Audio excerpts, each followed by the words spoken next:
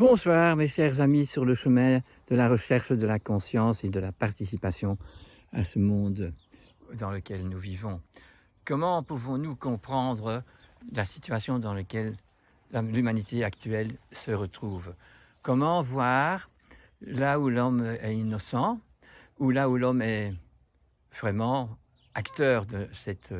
dégradation du monde? Donc quoi que se passe, nous vivons tous dans ce moment-ci, et donc, dans ce moment-ci, nous sommes ou bien complices, ou bien nous sommes incapables de se libérer de pas mal de choses qui nous sont, qui nous sont imposées. Hein, vous savez, il y a des choses qu'on ne sait pas, même si vous n'avez pas de GSM, là où il y a du Wi-Fi, il y a partout. Quand vous êtes dans le parc, les gens peuvent employer leur GSM, donc il y a partout des ondes qui ne sont certainement pas bénéfiques, puisque notre corps et notre esprit est capable de capter et d'émettre des ondes, et si elles sont perturbées par des ondes fabriquées par l'humain, eh bien nous allons perdre une qualité de santé, puisque les ondes que la nature offre pour la communication entre les animaux, les plantes et les minéraux qui sont autour de nous sont bénéfiques pour aider à recouvrir la santé. C'est des communications qui sont invisibles, mais qui sont présentes et qui sont nécessaires pour obtenir le recyclage tous les jours de notre planète. Et si on ne s'en rend pas compte, eh bien, on continue à chercher ces facilités sans se rendre compte des effets secondaires qu'ils ont, qui sont très graves. Par exemple, quand on parle des éoliennes, eh bien, on trouve ça magnifique, on appelle ça même en mensonge, bien sûr, que c'est des énergies vertes, mais elles ne sont pas du tout vertes, puisque on sait très bien que tous les animaux qui ont des sonars, comme les chauves-souris, elles sont exterminés aux endroits où il y a ces éoliennes. Donc c'est sûr que nous pouvons déjà, par cette observation-là, dire que ce n'est pas du tout vert, c'est toxique. Et parce que nous ne savons pas non plus que quand notre bébé humain se trouve, et quand tous les mammifères se trouvent dans la matrice, il répond comme un sonar, parce qu'il est encore pas dans l'air, donc il n'a pas les voyelles à écouter. Il est donc dans une compréhension et une préparation à devenir aérien, mais tant qu'il n'y est pas et qu'il baigne dans le liquide de la matrice, eh bien, c'est autre chose. Donc, nous ne voyons pas les effets secondaires de tout ce que nous avons fait depuis la Deuxième Guerre mondiale, grâce aux scientifiques, grâce aux chercheurs qui découvrent pas, mais qui fabriquent des choses avec une certaine intention. C'est de toute façon possible que si on n'a pas envie de baigner dans les lois de la nature et de suivre un libre arbitre, d'avoir une connaissance et de bien comprendre cette nature, et donc de refuser de participer au fait de casser l'atome et de provoquer alors un monde complètement hors du symbole. C'est toutes des choses que nous devons nous rendre compte. Mais alors comment ça se fait que l'homme est incapable de passer de civilisation et de décadence suivant les bonnes civilisations à donc au XXe siècle et au XXIe siècle, dans un monde sans civilisation, puisque nous sommes vraiment dans la liberté de faire toutes les folies que nous décidons de faire, d'employer toutes les richesses de la nature, pour faire des choses qui ne permettent pas une continuité du recyclage de la nature pour permettre aux générations qui vont suivre d'être en bonne santé. Eh bien, c'est un peu simple à comprendre. Nous voyons que nous sommes nous-mêmes dans une génétique de Homo sapiens, the sapiens est en potentialité, mais de le devenir, c'est une exigence de bonne volonté, d'avoir un libre arbitre, un discernement tellement clair qu'il faut acquérir, parce que c'est pas gratuit, pour refuser, donc, parce que choisir, c'est donc ne pas faire comme une bête ce qui m'attire, ou de fuir tout ce que je n'aime pas. justement, par la réflexion que doit se faire un homme sage, on doit choisir, c'est-à-dire par réflexion, se demander si ce qu'on a fait était bien, et bien pour la planète aussi, et ce qu'on a fait, avant de le faire, on doit réfléchir. Donc à tous les cas, on doit pouvoir valider ce qu'on a fait et de dire, ben voilà, nous devenons des bêtes si on ne le fait pas, puisque nous sommes des êtres humains, des étincelles des étincelles spirituelles qui viennent du monde de la vérité, du monde du verbe, et qui doivent ici le traduire et le mettre en pratique. Et si on ne veut pas,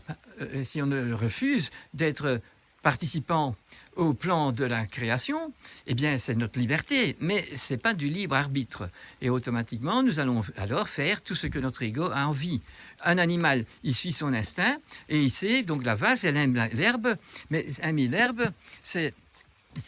naturel à elle. C'est pas qu'elle aime l'herbe, c'est sa nature de manger de l'herbe. Et la chèvre, c'est sa nature de manger ce qui se trouve aux arbres, dans les feuilles qui sont tout en haut. Et donc ça, c'est un acte naturel, instinctif, qui est gratuit pour l'animal, puisqu'il ne doit pas y réfléchir. C'est nous qui pouvons tricher et mettre les chèvres, par exemple, dans une prairie sans arbres, eh bien, automatiquement, elle doit jouer la vache. Et vous allez voir qu'alors, elle a sur les genoux avant, puisqu'elle se met à genoux pour manger l'herbe. Parce que sinon, elle se met debout, elle essaye de prendre la verdure qui est aux arbres et de plus en plus haut. Donc, tout ce qui se détériore, c'est parce que l'homme ne permet pas à l'animal et aux arbres de s'épanouir comme la nature le prévoyait. Et avec l'acceptation que si l'homme travaille à l'édification de ce monde, eh bien, il va recevoir de la nature des métamorphoses, des animaux qui attrapent, par exemple, je vous l'ai déjà dit, le Saint-Bernard, la montagne des Pyrénées, qui, comme ils vivent en haut dans la montagne et que l'homme qui y vit aussi, y habite aussi, eh bien, il va devoir, donc par amour de son endroit où il habite, eh bien, en travaillant dur et avec respect, à un moment donné, il y a le loup qui devient un Saint-Bernard qui est capable de vivre à 2000 mètres dans le froid et de pourchasser les loups et de réussir même à empêcher que les veaux qui sont nés soient attaqués par ces loups. Tout ça, c'est une ambiance et nous recevons de la nature une réponse qui est toujours magnifique parce que la domestication nous amène alors d'un monde apprivoisé en convenance avec et l'évolution de l'homme spirituel et l'évolution de la planète qui de plus en plus devient une communication de tous les animaux, de toutes les plantes, un respect de tous les terroirs, et c'est ça que nous devons essayer d'obtenir. Et ce n'est plus le cas depuis la Deuxième Guerre mondiale, où on ne pense plus du tout à ça, on ne pense qu'à des points pratiques faciles, et on n'évalue pas si c'est bon pour la planète ou pas. Et très vite, alors qu'on n'a jamais vu on n'a plus jamais vu une vraie ferme où plusieurs animaux de toute autre race sont ensemble, où les deux sexes y sont, et où il y a une communication, où il n'y a pas une production qui est visée, parce qu'ici, depuis tous les enfants que j'ai, ce n'est que maintenant qu'il y a une petite ferme chez un de mes enfants, que nous avons une connaissance de la relation que les animaux doivent avoir entre eux. 90% des gens aujourd'hui, les enfants d'aujourd'hui, n'ont jamais vu que le veau reste près de la vache et que nous avons un mouton à côté et que nous avons le chien qui peut y aller et qui fait le berger et que donc il y a des poules qui nettoient la prairie pour laisser l'herbe s'épanouir. Tout ça, c'est des choses que les enfants d'aujourd'hui n'ont pas vues. Si vous voyez, par exemple, rien que dans une génération passée, la mayonnaise, ça s'achète maintenant. Donc, c'est jamais du bon parce que tout ce qui s'achète, qui devrait être un produit fait sur place et frais et qui ne conserve jamais longtemps, eh bien, tous ces produits sont achetés. Donc, l'enfant qui a acheté de la mayonnaise, il connaît la marque qu'il préfère, mais il ne sait pas du tout ce qu'il y a dedans. Donc, il est pas très intelligent dans le sens du discernement. Parce que, donc, si on veut choisir, eh bien, on n'achète pas de la mayonnaise puisqu'on doit la faire soi-même et on apprend à tout le monde comment il faut faire la mayonnaise et savoir qu'il y a donc un acte je vais appeler ça astral qui se fait, que l'homme a découvert à un moment donné qu'on pouvait mélanger des produits qui sont aquaphiles avec des produits qui sont aquaphobes. Et donc, nous pouvons, en mangeant cette mayonnaise, augmenter notre volonté spirituelle, c'est-à-dire que quand il y a dispute, quand il y a racisme et tout, fait qu'on doit apprendre à pouvoir mettre tout ça dans la même mayonnaise. Et alors, on peut vivre en paix. Mais tout ça, ce sont des possibilités que si on se met à méditer, à réfléchir. Donc sans réflexion, on reste dans un automatisme et on continue dans le sens de l'atome foutu, donc le symbole parti, et on continue dans le diabole. Alors on est ou bien parmi les gens qui ont réussi, qui ont beaucoup d'argent, et on ne voit pas que tous les pauvres qui sont dans la même planète, ou bien on est chez les pauvres et on essaye de continuer à avoir les subsides de l'État pour pouvoir continuer, et on n'a pas encore envie d'aller travailler. Vous voyez, c'est une chose qu'il faut réfléchir à savoir que nous-mêmes, en tant qu'individus, nous avons notre responsabilité à prendre et pas mettre la faute sur les autres, même si c'est vraiment vrai, il faut rester raisonnable et voir ce que nous pouvons apporter à nous-mêmes pour sortir de ces embarras dont on n'a pas de sortie tant qu'on n'y pense pas et qu'on ne médite pas, et pour aider cette société, nous-mêmes, les voisins et tous ceux qu'on rencontre, d'améliorer la situation, d'être, si on est responsable d'un organisme pour protéger le consommateur, eh qu'on leur apprend que tout ce qui contient des conservants, il ne faut pas acheter, que donc on doit apprendre tous les jours à faire à la maison. Si on aime les pâtisseries, on fait des pâtisseries, on choisit alors sa farine et on prend de la bonne farine d'épeautre entière et on prend des choses et on apprend à avancer dans ce domaine-là. Et donc, avec ça, on pourrait faire imaginer que dans 50 ans, on a de nouveau une société qui est capable de vivre d'une bonne façon en relation avec la nature, avec toujours tout qui recycle et rien qui se pollue et qui cumule des saloperies, des mauvaises choses et des dépendances absolues, puisque maintenant, sans un téléphone portable, sans un smartphone, eh bien, on ne sait plus avancer, on n'a plus son agenda, on n'a plus rien du tout, on n'a plus de communication. Alors on doit apprendre qu'on pourrait employer ces moyens de communication par l'ordinateur et par mon